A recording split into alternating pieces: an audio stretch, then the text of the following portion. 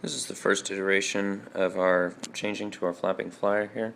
We've added copy paper to the top of the wings instead of using the tissue paper in the hope that it'll get a little bit less airflow and just be a little bit stronger and more resilient than the tissue paper. We've also added a bracing to the underside that's parallel to the spring so that it prevents the hinge from the back tail connection here from bending and breaking off. And we've also added a little bit of counterweight to the back and in the hope of maintaining the rigidity of the tail wing. This is the version 1 test flight with 50 turns.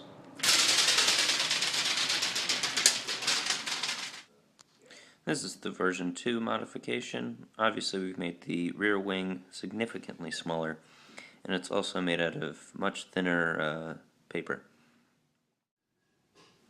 This is version 2 with 50 turns flight test.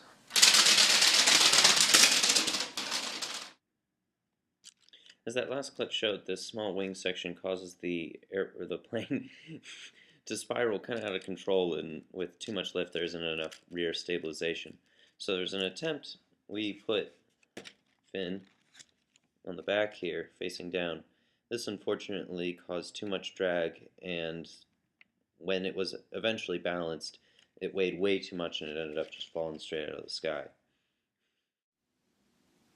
This is the third version of our wing adjustment. It will be mounted horizontally compared to the rest of the bird.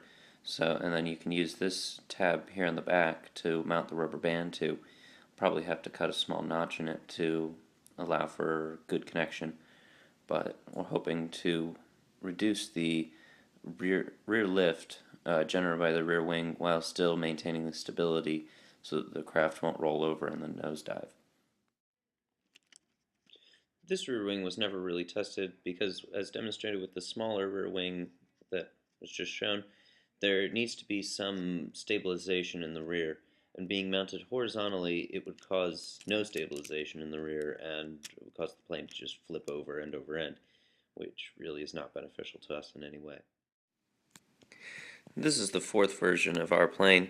As you can see, we've maintained the copy paper main wing section, but we've added copy paper to the rear wing and changed out from the two supports that went out like this for a single center support.